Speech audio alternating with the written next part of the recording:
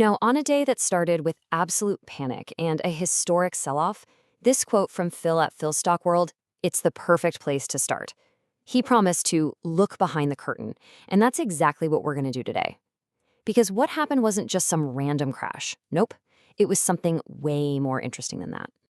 All right, let's get into it. We are breaking down February 2nd, a day that honestly felt like it was on the brink of total chaos, but it ended somewhere completely different. This is the story of how one single piece of data, one number, flipped the entire script. So the day begins, and it's just a sea of red. Futures were pointing sharply lower, and you could feel this genuine sense of fear gripping the market. But the real action, the thing grabbing all the headlines, was happening over in commodities.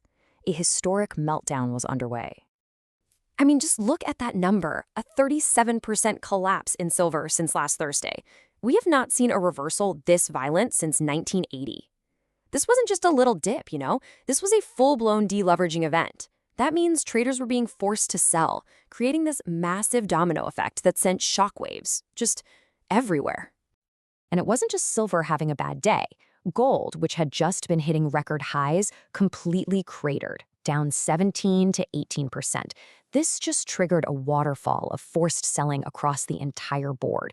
That whole debasement trade, the bet that government spending would weaken currencies and boost metals, well, it was unwinding in the most spectacular fashion imaginable. So, you're probably asking, what on earth was the catalyst? It was a single name, Kevin Warsh, nominated to be the next Fed chair. See, Warsh is viewed as being less independent from political pressure, so the market immediately started worrying, right? They thought this meant a less aggressive Fed, maybe not as tough on inflation. And boom, that triggered a massive repricing of risk and a huge flight to the safety of the US dollar. One name and a whole new reality for the market. So, while all the mainstream headlines are just screaming crash, communities like PhilStockWorld they were digging deeper. They were looking behind that curtain, trying to understand the actual mechanics of what was going on. And this was Phil's crucial insight from his morning report. He didn't see it as some random panic. He framed it as a fundamental, violent regime change in how the market was pricing risk and liquidity. So the key takeaway here is that this was a structural shift, not just, prices going down.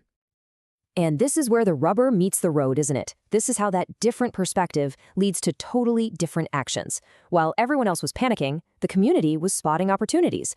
Take Pfizer. Here's a stock trading at a deep value multiple, just 8.5 times forward earnings. It's paying you a dividend over 6% just to wait. And there's a potential catalyst on the horizon as the story shifts from fears of a patent cliff to real excitement about its oncology pipeline.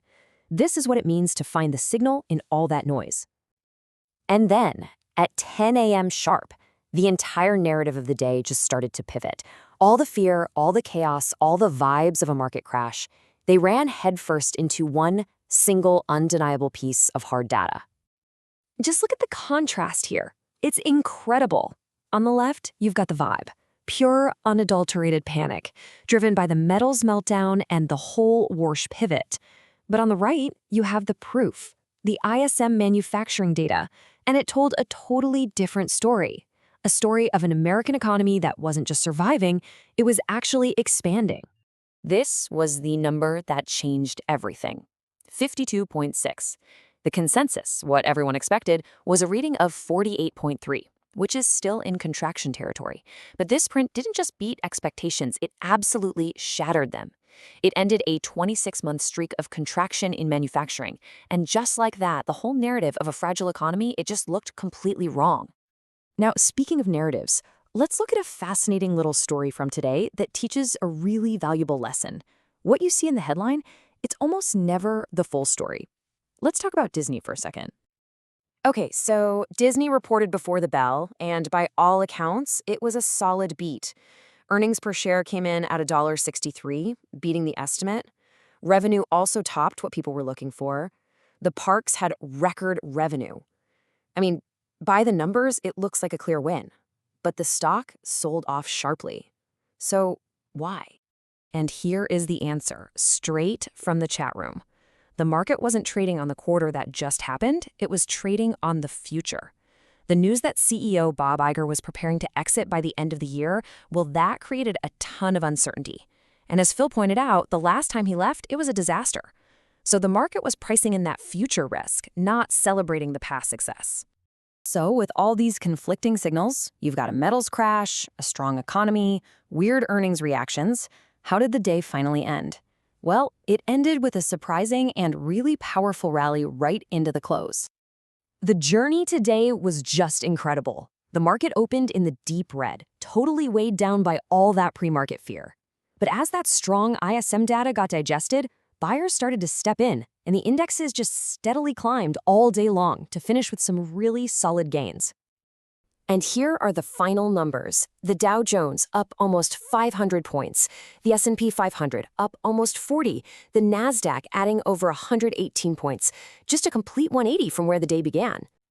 So the bottom line, as summarized by the AGI Roundtable at the end of the day, is this. When the market was faced with a choice between the fearful vibe of a commodity crash and the hard proof of a strong domestic economy, it chose proof. It looked right past the volatility and traded on the fundamentals. What a wild day, for sure. But hey, the week is just getting started. So let's take a quick peek at what's on the calendar that's going to keep testing this whole proof, not vibes theme. We've got more key data coming down the pike. JOLTS job openings on Tuesday will give us a fresh look at labor demand. But really, all eyes are going to be on Friday for the non-farm payrolls report. That's the big one for the labor market. And earnings season is hitting its absolute peak. We're going to get reports from major players across tech, healthcare, consumer goods. I mean, we're talking Pfizer, AMD, Alphabet, Amazon. The list just goes on. And each and every one of those reports will be another piece of proof about the health of the economy. Which really brings us to our final question for you. After a day that so clearly showed the battle between sentiment and data, what are you going to be watching? In a week that is shaping up to be all about proof, not vibes, what's the information that will matter most in driving your decisions?